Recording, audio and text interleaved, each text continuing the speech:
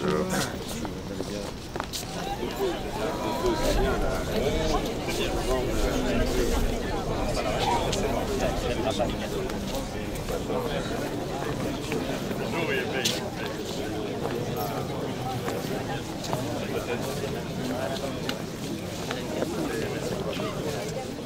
Dimanche 18 juillet 2010, nous nous souvenons.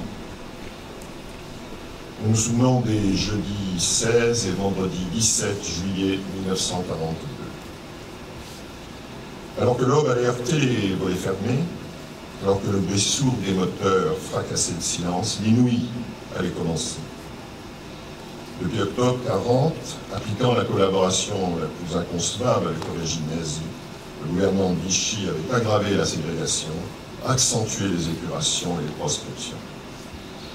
Mais ces 2 jours-là, le désespoir allait s'engager dans la traversée du mal avant le départ vers l'imaginable pour les hommes, les femmes, les enfants, parce qu'ils étaient juifs. En ce jour de mémoire, nous nous souvenons des victimes de la rafle du Vélodrome d'hiver et de toutes les rafles perpétrées pendant ces 4 années de terreur. Et nous n'oublions pas de témoigner notre reconnaissance à celles et ceux qui, au péril de leur vie, ont su prendre la bonne décision, celle de l'entraide, de l'humanité et du courage. Les justes qui ont su incarner le meilleur de l'homme et qui nous ont permis de croire encore aux valeurs de la République. La cérémonie va commencer par la lecture d'un psaume par M. Rabbin Seigneur du Centre communautaire de Créteil.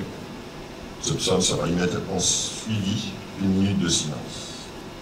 Ensuite, nous aurons les dépôts de gerbes. Les dépôts de gerbes effectués, nous aurons une interprétation musicale par le quintet de saxophone de la classe de la Catherine Exmarial du Conservatoire de musique de Créteil,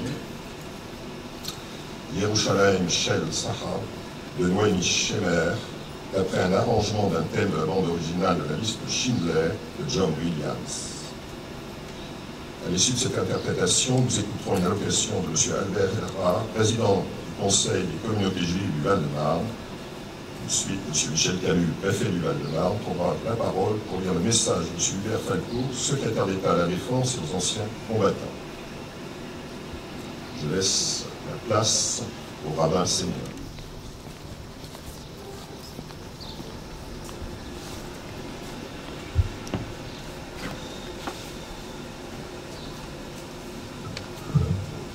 Psaume 10. Éternel, pourquoi te tiens-tu à distance? Pourquoi te caches-tu dans les moments de détresse? L'impie, dans son arrogance, poursuit le pauvre. Ils sont victimes de stratagèmes qu'ils ont conçus. Car l'impie glorifie le désir de son cœur et le voleur se vante d'avoir dédaigné l'Éternel. L'impie, dans son insolence, se dit: il ne se venge pas. Toutes ses pensées sont: il n'y a pas de Dieu. Ses voix sont toujours fructueuses. Il semble que tes sentences soient considérablement éloignées de lui. Il se gonfle devant tous ses ennemis. Il se dit dans son cœur: je ne chancellerai pas. En chaque génération, le mal ne m'atteindra pas, cadre dans les espaces ouverts. Dans les lieux cachés, il assassine l'innocent. À la dérobée, ses yeux guettent l'homme qui est sans défense. Il se terre dans sa cachette, comme un lion dans son antre. Il se tapit pour enlever le pauvre, puis il le ravit en l'attirant dans son filet. Il fait mine de s'accroupir et de se voûter. De la sorte, celui qui est sans défense devient la proie de sa puissance. Il se dit en son cœur: Dieu a oublié, il a occulté sa face, il ne verra pas pour l'éternité. Éternel, dresse-toi. Éternel, tends la main. N'oublie pas ceux qui sont humbles. Pourquoi l'impie mépriserait-il Dieu? Parce qu'il se dit dans son cœur: tu ne te venges pas. Or en fait, tu vois, mais tu supportes la malice et le défi. Il est en ton pouvoir de donner. C'est pour cela que celui qui est sans défense place sa confiance en toi. Tu as toujours aidé l'orphelin. Brise la force de l'impie, puis recherche la méchanceté de l'impie, et tu ne la trouveras pas. L'Éternel règne pour l'éternité, les nations ont été perdues de sa terre. Éternel, tu as entendu le désir de ceux qui sont humbles, tu as dirigé leur cœur, que ton oreille écoute, afin de faire justice à l'orphelin et aux démunis, de sorte qu'ils ne soient plus effrayés par un frêle mortel de la terre.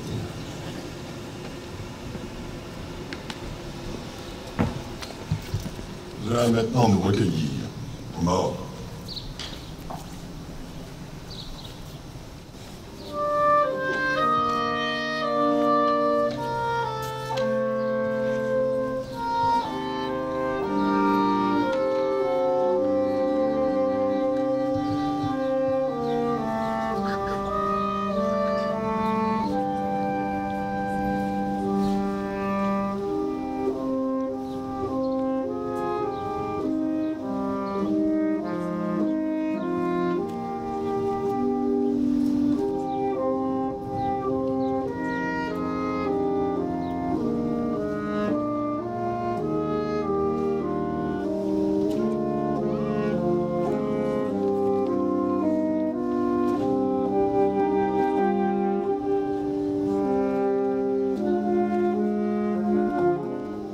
Nous allons maintenant procéder au dépôt légère.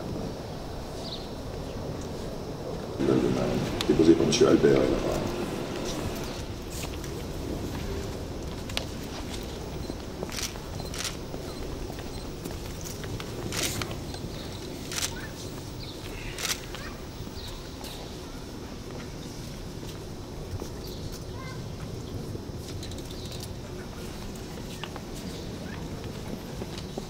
Dépôt de gerbe de l'Union départementale des anciens combattants.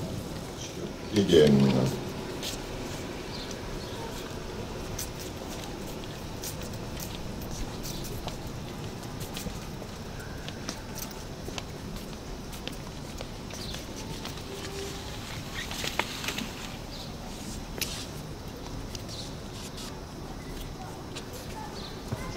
De France, déposé par Mme Sanon,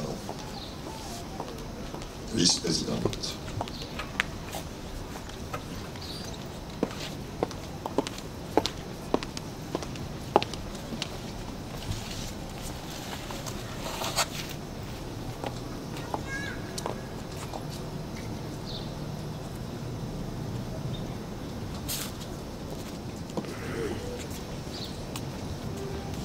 Et Benjamin Jean-Vannes, membre du contingent.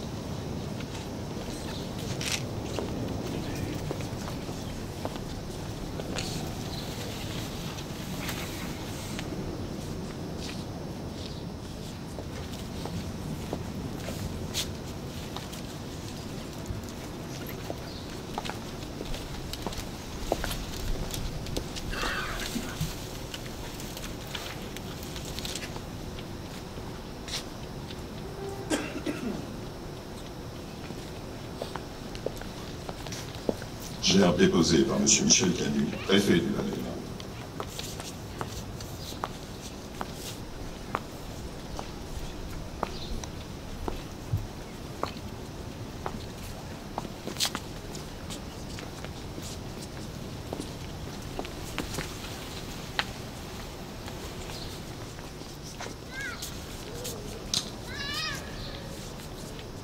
Nous allons maintenant écouter l'interprétation musicale par le quintet saxophone de la classe de la Mexmaya, Conservatoire musique de Créteil.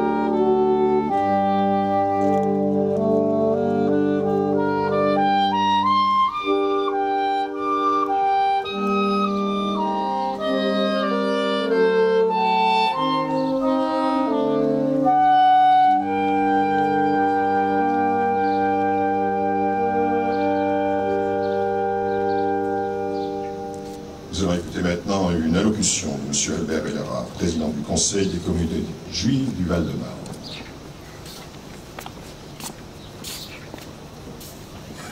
Maire de Créteil, Laurent Catala, messieurs les parlementaires, mesdames, messieurs les conseils régionaux et généraux, monsieur le rabbin senior, mesdames, messieurs les élus, mesdames, messieurs les présidents d'associations, mesdames et messieurs, chers amis. 16 juillet 1942, 16 juillet 2010. 68 ans se sont découlés depuis cette journée tragique. Elle aurait pu passer à la trappe de l'histoire et tomber dans l'oubli comme la plupart des autres événements. Mais grâce au président de la République Jacques Chirac, cette journée, chaque année, est commémorée. Cette commémoration permet de ne pas oublier tout à fait les victimes de cette journée. Mais elle a surtout comme objectif de rester vigilant, de veiller à l'apparition des signes précurseurs, de prendre des mesures pour empêcher que cela ne se reproduise. Ceci est valable pour nous les Juifs, mais aussi pour tout peuple, tout homme dont la dignité et l'existence risquent d'être contestées et menacées. Sans revenir sur les détails de cette journée du 16 juillet 1942, je vais tenter de montrer le cheminement qui a conduit à cet événement. Certes, la rafle du 16 juillet 1942 fut un coup de tonnerre, tant pour les Juifs que pour la population non juive. Tonnerre par son ampleur, par son organisation quasi militaire. Des centaines d'hommes y participèrent directement. Policiers, conducteurs d'autobus, de chemins de fer, des centaines d'autres en aval, dans les bureaux qui dressent les listes des personnes à arrêter. Par la simultanéité des arrestations dans toute la région parisienne, afin de surprendre les Juifs et de ne pas leur laisser les moyens de s'en échapper. Coup de tonnerre aussi, puisque c'est la première fois que se sont arrêtés des familles entières, pères, mères, enfants, vieillards, malades, alors que jusqu'à présent les arrestations ne concernaient que des hommes jeunes et valides. Cette nouvelle forme d'arrestation va traumatiser les Juifs et choquer beaucoup de nos Français. Si peu de personnes s'attendaient à un tel événement, la situation des Juifs, elle, ne cessait de se dégrader depuis septembre 1940. La campagne anti-juive avait commencé dès août 1940. La presse se déchaînait contre les Juifs, qu'elle accusait d'être responsables de la défaite face à l'Allemagne. Elle accusait les Juifs de s'être planqués pendant la campagne militaire, alors que des milliers de Juifs étrangers s'étaient portés volontaires dans l'armée française. Elle accusait les hommes politiques juifs de la Troisième République, Georges Mandel, Mendes France, et surtout Léon Blum, qui avec son Front populaire de 1936, les lois des 40 heures